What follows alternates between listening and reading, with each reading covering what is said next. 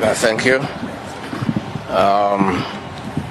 Cabinet Secretary, Ministry of Energy and Petroleum, Davis Chirchil. The Principal Secretary for Petroleum, Governor of Mombasa, Sharif Nasir Jr. The Presidential Council of Economic Advisors led by Dr. David D. Trade Development Bank, other participating banks represented, Chairman of the Kenya Ports Authority and the Board of Directors, the KPA Managing Director, Captain William Ruto, political leaders, members of the Fourth Estate, ladies and gentlemen. Today, we receive our maiden petroleum imports at our government-to-government arrangement. It is an important milestone for our country and our economy. The petroleum regulations, the Petroleum Importation Regulations 2023 provides that the importation of super petrol, diesel, and Jet A1 into the country shall be undertaken either through the Open Tender System, OTS, or a government-to-government arrangement. The monthly imports of 3 petroleum products is approximately 740,000 metric tons, of which 60% is for local consumption, while 40% is for transit market. The petroleum imports are paid for in US dollars, which has of late strained the country's foreign exchange reserves. This has caused difficulty in US dollars liquidity, resulting into rapid depreciation of the Kenya shilling. The Kenya shilling USD exchange rate is a critical variable in determination of petroleum pump prices. Any Kenya shilling's depreciation is directly transferred to the consumer, hence increased retail prices. Ladies and gentlemen, in an effort to ease the aforementioned pressure, the government has therefore entered into a memorandum of understanding with prospective governments and signed master framework agreements with respective petroleum trading entities for the supply of petroleum products on a 270 days term on an extended credit period of 180 days. Through this arrangement, the country is set to realize greater macroeconomic benefits, namely accumulation of additional foreign reserves of approximately $3 billion in the next 6 months as demand for foreign exchange cases from the oil sector. 2, sustained build-up of foreign exchange reserves arising from the deferred payments for fuel imports for 6 months, which will significantly improve the country's foreign reserve levels. 3, reduction in speculative tendencies in the foreign exchange market, which has in the past exacerbated exchange rate volatility and caused sharp depreciation of the Kenya shilling. I wish to encourage holders of foreign currency deposits to offload or sell to the market as confidence and normalcy returns to the foreign currency market, which is already being witnessed. 4, exchange rate stability, which will support economic recovery and slow growth of public debt to GDP over the medium term, while supporting efforts towards fiscal consolidation and ultimately economic growth. 5, floating exchange rate regime supported by higher levels of foreign reserves, which will act as an effective shock absorber to external economic shocks that will further reinforce investor confidence, sovereign credit rating for Kenya, and lower yields for the Eurobonds.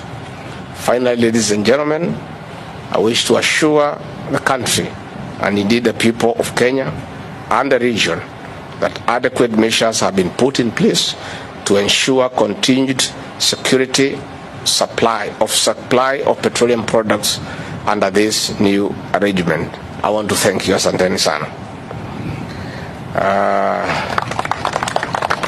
Let me just add one thing. ask all those Kenyans, business people, investors who have been holding US dollars for speculation purposes, please offload your dollars to the market today and tomorrow. It's very honest advice from a truthful man. But with what has happened,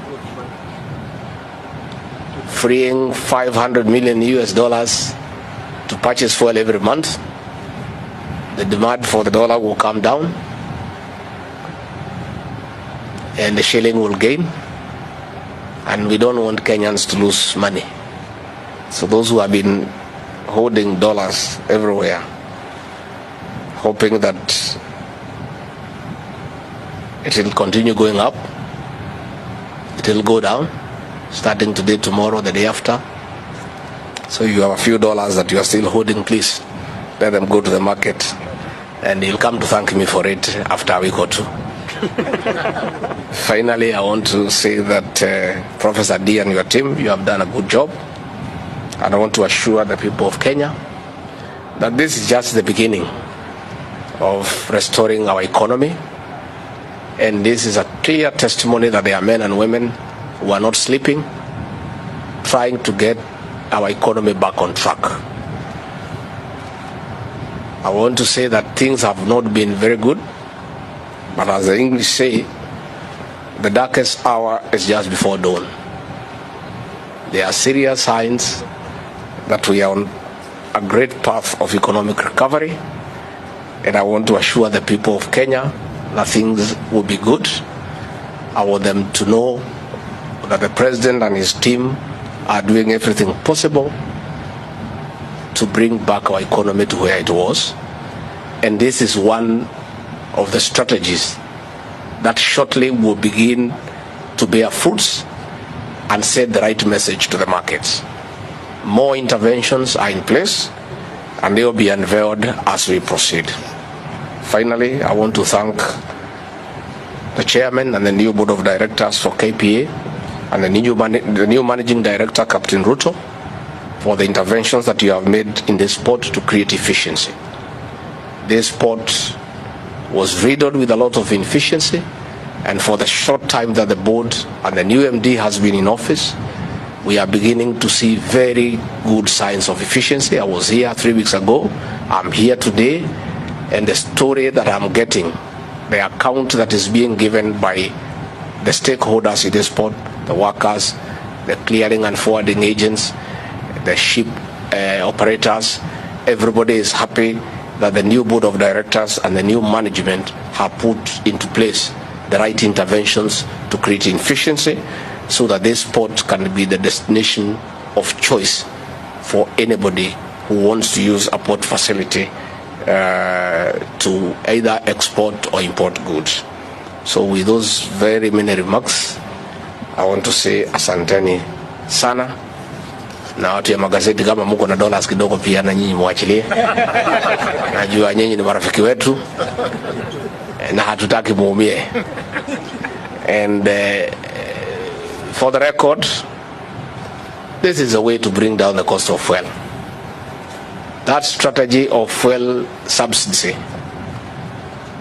is foolish because it's not sustainable.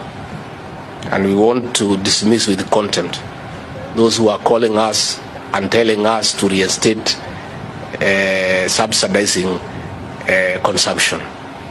It cannot work. The government will subsidize production because it's sustainable. And therefore, we want now to tell those who have been telling us they want to go to the streets so that we bring back the fuel subsidy. It will not happen. This is a practical way of dealing with the high cost of fuel and other products in the country. I want to thank you. Asanteni sana.